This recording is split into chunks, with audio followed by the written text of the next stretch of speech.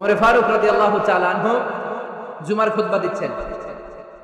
খুতবার মাঝখানে হঠাৎ চিৎকার মেরে বললেন, ইয়া সারিয়াত ইবনে জানিমিল জাবাল, মিল জাবাল, ইয়া সারিয়াত ইবনে জানিমিল জাবাল, মানে এই সারিয়া, এইদিকে না, জাবাল পাহাড়ের দিকে, জাবাল জাবাল, গো টু দা মাউন্টেন, পাহাড়ের দিকে যাও। এই কথা বলে আবার থেমে খুতবা দেওয়া শুরু করলেন। সাহাবারা আগামাথা কিছুই খুঁজে পেল না, আগের কথার সাথে মিল নাই, পরের কথার সাথে মিল নাই। জুমার নামাজ শেষ, সাহাবারা বললেন, আমিরুল মুমিনিন খলিফাতুল মুসলিমিন ওমর ফারুক জুমার খুতবা দেওয়ার সময় হঠাৎ চিৎকার মেরে বললেন, ইয়া সারিয়াত ইবনে জানিমিল জাবাল। আপনার এই বাক্যের সাথে আপনার খুতবার আগের কথার কোনো মিল পেলাম না, পরের কথারও কোনো মিল পেলাম না। আপনি বুঝিয়ে বলেন, কেন বলেছেন আমরা তো বুঝলাম না। সাইয়েদনা ওমর ফারুক বলেন, আমি যখন জুমার খুতবা দিচ্ছি হঠাৎ আমার চোখের মধ্যে ভেসে উঠলো ওই যে গত কয়েক মাস আগে আমি আমার মুসলিম সেনাপতিকে ইরানে, পারস্যে, ওই ইরানের বিশাল রাজ্যে যুদ্ধের জন্য পাঠিয়েছি। আমি দেখলাম যুদ্ধের একটা ভয়ঙ্কর মুহূর্তে আমার মুসলিম সেনাপতি ভুল দিকে চলতে আরম্ভ করেছে। বাম দিকে তার পাহাড়, ডান দিকে উপত্যকা, ডান দিকে যদি সে চলে যায়, উপত্যকায় চলে যায়, শত্রু বাহিনীর হাতে ধরা খেয়ে সব মারা যাবে। আর আমার সেনাপতি যদি মুসলিম বাহিনীকে নিয়ে পাহাড়ের উপর উঠে যায়, আল্লাহর মেহেরবানিতে এই যুদ্ধেও তারা জয়লাভ করবে। এজন্য আমি মসজিদের মিম্বারে দাঁড়িয়ে রব্বুল আলামিন আমার চোখের সামনে ওই যুদ্ধক্ষেত্রের দৃশ্যপটটা তুলে ধরেছে, ওইটা দেখে আমি এখানে দাঁড়িয়ে আমার সেনাপতিকে কমান্ড দিয়েছি। পড়েন সুবহানাল্লাহ। যেন তোর মানুষ না, এটা জুমার মিম্বারে দাঁড়িয়ে হাজার কিলোমিটার দূর পারস্যে কি হচ্ছে সেটাও দেখতে পেতেন আল্লাহর মেহেরবানিতে। সুবহানাল্লাহ পড়েন।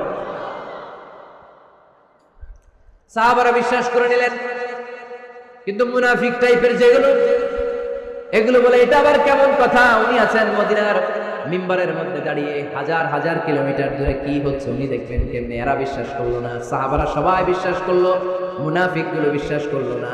তারা মনে মনে ভাবলো, এই মুসলিম সেনাপতি বিজয়ের বেশে যেদিন মদিনায় আসবে, আমরা মদিনার উপকণ্ঠে দাঁড়িয়ে থাকবো, ওদেরকে জিজ্ঞেস করবো এমন এমন দিন ওমর ফারুকের কণ্ঠের কোনো আওয়াজ শুনতে পেরেছিলে কিনা। বিজয়ী বেশে সাহাবারা যখন ফিরে আসতো, সব মুমিনরা আহলান ওয়া সাহলান জানাতে ওনাদেরকে রিসিভ করতে যেত, মুনাফিক গুলো যেত না। কিন্তু ওই দিন মুনাফিকরা সবার আগে যায় হাজির।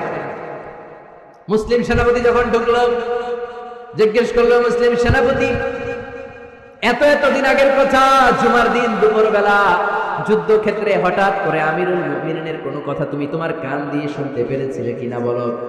সেনাপতি বলল, তোমরা কেমন করে বুঝলা, কেমন করে তোমরা জানলা? তোমরা ঠিকই জেনেছো, ঠিকই ধরেছো, ঠিকই বলেছো।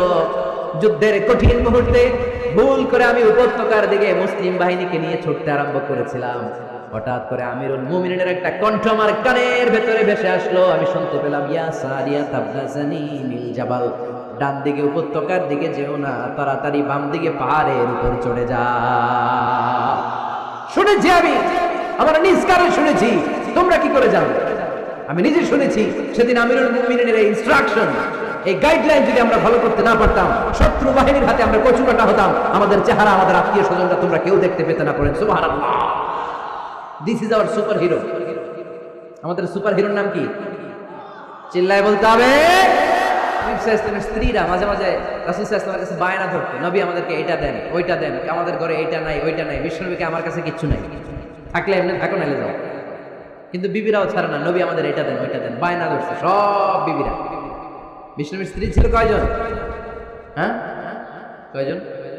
11 জন। দাসী 2 জন, সব মিলে 13 জন। 11 স্ত্রী ধরছে, নবী এটা দেন, ওইটা দেন। বিষ্ণুবী বলে কিছু নাই, স্ত্রীরাও ছাড়ে না। ইন দ্য মিন টাইম বিষ্ণুবী হঠাৎ একটা সালাম শুনতে পেলেন। কে যেন দরজার মধ্যে এসে দাঁড়িয়ে নক দিচ্ছে আর বলছে, আসসালামু আলাইকুম রাহমাতুল্লাহ। বিষ্ণুবী সালামের উত্তর দিলেন, ওয়া আলাইকুম আসসালাম রাহমাতুল্লাহ। আর বিষ্ণুবী বুঝতে পেলেন এটা সাইয়েদনা ওমর ফারুকের কণ্ঠ। কার কণ্ঠ? সালামের উত্তর দিয়ে বিবিদের দিকে তাকায় দেখে একটা বিবিও নেই, সব অন্দরমহলে দৌড়। সুবহানাল্লাহ কইবেন না? এটারে ভয়ের কারণে দৌড় এটা বলে না, শ্রদ্ধার কারণে, তার হাইবাতের কারণে। হাইবাত পার্সোনালিটি, এটাকে বলে হাইবাত ওমর। ওমর ফারুকের হাইবাত, পার্সোনালিটি এত স্ট্রং ছিল, ওনাকে দেখলেই মানুষ ভয় পেত, ইসলামের জন্য ভয়। সুবহানাল্লাহ পড়তে হবে। বিশ্বনবীর কলিজার টুকরা স্ত্রী আম্মা জান আয়েশা রাদিয়াল্লাহু তাআলা আনহা, উনি নিজে ওমর ফারুককে ভয় পেতেন, নিজেও ভয় পেতেন। মাঝে মাঝে বিশ্বনবীর সাথে ঝগড়া হয়ে গেলে, মধুর ঝগড়া, ভালোবাসার ঝগড়া, যদি হয়ে যেত বিষ্ণু বলতেন আয়েশা চলো মিটমাট করে ফেলো, ঝগড়া করার কয়দিন থাকো, চলো মিটমাট করি। তো মিটমাট করার জন্য রাজি আছো? আমাদের আয়েশা বলতেন হ্যাঁ রাজি আছি। তো কারে আনা যায়? ওমর রে ডেকে আনি মিটমাট করার জন্য। আয়েশা রাদিয়াল্লাহু তাআলা আনহা বলে ওরে বাপ রে বাপ, ওমর না না, ওমর খালিজ, ওমরে ফারুকে ভয় লাগে আমার। সুবহানাল্লাহ করবেন না? বিষ্ণুনবী যখন বলতেন আয়েশা তাহলে তোমার আব্বুকে ডেকে আনি, আমাদের আয়েশা বলতেন ঠিক আছে আব্বুকে ডেকে নিয়ে আসেন। আবু বকর রাদিয়াল্লাহু তাআলা আনহুরে ডেকে নিয়ে আসেন। আমার আব্বুর মতো নরম দিলের মানুষ আমি জীবনে দেখি নাই। আবু বকর রাদিয়াল্লাহু তাআলা খুব নরম দিলের লোক ছিলেন, তার বিপরীতে ওমরে ফারুক ছিলেন খুব কঠিন মেজাজের। দুইটাই লাগে, কথা কন, নরমও যেমন লাগে গরমও লাগে। নরম গরমের সমন্বয় দরকার আছে না নেই? আর সুপার হিরো ওমরে ফারুক রাদিয়াল্লাহু তাআলা আনহু। আমরা যাদের আমাদের ছোট্ট বাচ্চা আছে ঘরে, 2 বছর 3 বছরের শিশু আছেন আমাদের, রাতের বেলা দেখবেন খেতে চায় না, খালি মায়ের জ্বালায়। তো মা তখন বলে এই খাও নাইলে ভূত আসবে, ওই যে বিড়াল আসবে, বাঘ আসবে, ভাল্লুক আসবে, এগুলো বলে না? এগুলো বলে ভুলিয়ে বালিয়ে বাচ্চাকে ভয় দেখে খাওয়াতে চায়। লক্ষ্মীপুরে আপনারা কিসের ভয় দেখান? হ্যাঁ, ভূতের। কিসের কিসের? বাঘের, কালা বিলাই, কালাচান। আচ্ছা, তো এই যে বাঘ আসবে, ভাল্লুক আসবে, এই তাড়াতাড়ি খাও, বাঘ আসবে। বাঘের কথা শুনলে বাচ্চারা খেয়ে ফেলে ভয়ে, এই ভূত আসবে, ভূত তাড়াতাড়ি খা, না খাইলে ভূতে ধরবে তোরে, খা। সাথে সাথে খায়। মদিনাতে যখন ওমরে ফারুক রাদিয়াল্লাহু তাআলা আনহু মদিনার খলিফা, তখন মদিনার বাচ্চারাও মাদেরকে এরকম জ্বালাতো, খেতে চাইতো না।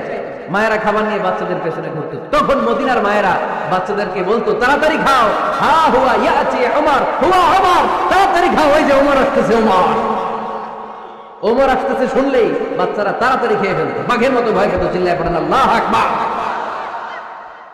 মুসলিম ইতিহাসে প্রথম চিফ জাস্টিস আবু বকর রাদিয়াল্লাহু তাআলা আনহু যখন খলিফা, চিফ জাস্টিস বানাই দিয়েছেন ওমর ফারুককে। সর্বপ্রথম কোরআন সংকলনের পরামর্শ দিয়েছেন সাইয়েদনা ওমর ফারুক। এই যে কোরআন 114 সূরা 30 পারা, আগে কি এরকম ছিল? কথা কন না কেন? আগে গাছের পাতায় লেখা ছিল, পশুর চামড়ায় লেখা ছিল, ওটের হাড্ডির মধ্যে লেখা ছিল কোরআন। এভাবে যখন হাফেজে কোরআন সাহাবারা শহীদ হতে আরম্ভ করলো, এক যুদ্ধে টানা 70 জন হাফেজে কোরআন সাহাবা নিহত হলেন, শহীদ হলেন। ওমরে ফারুক তখন আবু বকর রাদিয়াল্লাহু তাআলা আনহুর কাছে যেয়ে বললেন, আবু বকর আপনি কোরআন জমা করেন, সব কোরআনের কপিগুলো একসাথে করে এরকম একটা কোরআন করেন। আবু বকর বললেন না, আমার নবী যেটা করেন আমি এটা করতে পারি না।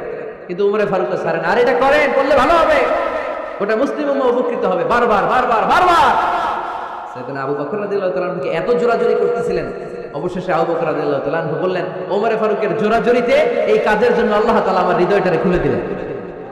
আল্লাহ আমার হৃদয়ের ভিতরে ইলহাম করে দিলেন, আর আল্লাহ বোঝাতে চাইলেন, আবু বকর ওমরের কথাই শোনো, ওমর যেটা বলে তেমনটাই করো। কারণ ওমরে ফারুককে বলা হয় মুহাদ্দাস। কি বলে? সবাই বলেন কি বলে? মুহাদ্দিস নামিয়া। মুহাদ্দিস মানে যে হাদিস বিশারদ, আর মুহাদ্দাস মানে যার মুখ থেকে আল্লাহর কথাগুলো বের হয়। আল্লাহ কি বলতে চায়, আল্লাহ তাআলা ওই কথাগুলো, ওই ভাবনাগুলো ওই লোকের মুখ দিয়ে বের করে দেয়। জোরে বলেন সুবহানাল্লাহ। বিষ্ণু বললেন লিকুল্লি উম্মাতিন মুহাদ্দাস, সব উম্মতের মধ্যে আল্লাহ তাআলা একজন করে মুহাদ্দাস পাঠায়। আমার উম্মতের মধ্যে মুহাদ্দাস লোকটার নাম হলো ওমর। বিভিন্ন সময়ে ওমরে ফারুক যেমনটা ভাবতেন ঠিক তেমন তেমন কোরআনের আয়াত পাঠিয়েছে কে? মদিনার সবচেয়ে বড় মুনাফিকের নাম হচ্ছে আব্দুল্লাহ ইবনে উবাই ইবনে সালুল। নাম শুনছেন? মুনাফিক চিনেন তো আপনারা? ভিতরে এক বাইরে আরেক, তার নাম সর্দার হচ্ছে আব্দুল্লাহ ইবনে উবাই ইবনে সালুল। ইন্তেকালের পরে তার ছেলে আব্দুল্লাহ এসে বলে, ইয়া রাসূলুল্লাহ, এটা চমৎকার ঘটনা, মনোযোগ দিয়ে শুনুন। ইয়া রাসূলুল্লাহ, আমার আব্বা আব্দুল্লাহ ইবনে উবাই ইবনে সালুল মুনাফিকদের লিডার, আপনিও জানেন আমিও জানি, কিন্তু আমার তো বাবা, আমার কি, আমার তো মায়া লাগে। ইয়া রাসূলুল্লাহ, আমার আব্বা ইন্তেকাল করেছে, আপনার গায়ের একটা জামা খুলে দেন। কি খুলে দেন? এই জামাটা দিয়ে আমার বাবার দাফন দিব, আর আপনি যে আমার বাবার জানাজার নামাজের ইমামতি করবেন, আসেন। ওমরে ফারুক বললেন, না আপনি যাবেন না। বিশ্বনবী দয়ার নবী, মায়ার নবী, রহমতের নবী, মায়া লেগে গেছে, আব্দুল্লাহ চোখের পানি দেখে যেতে আরম্ভ করলেন। ওমরে ফারুক বললেন, খবরদার নবী যাবেন না। বিশ্বনবী যাওয়ার জন্য রওনা হলেন। ওমরে ফারুক বিশ্বনবীর জুব্বা টেনে ধরলেন। সুবহানাল্লাহ। আমাদের দেশে হইলে কি বলতাম আমরা? বেয়াদবি করছে না? না, সম্পর্কটা এমন ছিল ওমর ফারুক জুব্বা টেনে ধরেছেন। যখন আল্লাহ আয়াত নাযিল করলেন ইস্তাগফির লাহুম আও লা তাস্তাগফির লাহুম ওয়া ইন তাস্তাগফির লাহুম 70 মাররাতান ফালাই ইয়াগফিরাল্লাহু লাহুম। বিশ্বনবী ওমর ফারুককে সরিয়ে দিয়ে জুব্বাটা হ্যাচকা টান মেরে জানাজার নামাজের ইমামতি করে আসলেন। আসার সাথে সাথে ওমর ফারুকের পক্ষে আল্লাহ আয়াত নাযিল করলেন, নবী ইস্তাগফির লাহুম আও লা তাস্তাগফির লাহুম, আপনি মুনাফিক সর্দারের জন্য ক্ষমা চান কিংবা না চান, জুব্বা দেন কিংবা কাঁদেন, যাই করেন না কেন, 70 বার যদি এই মুনাফিক সর্দারের জন্য আপনি ক্ষমা চান, আমি আল্লাহ আপনার এই দোয়া কবুল করব না।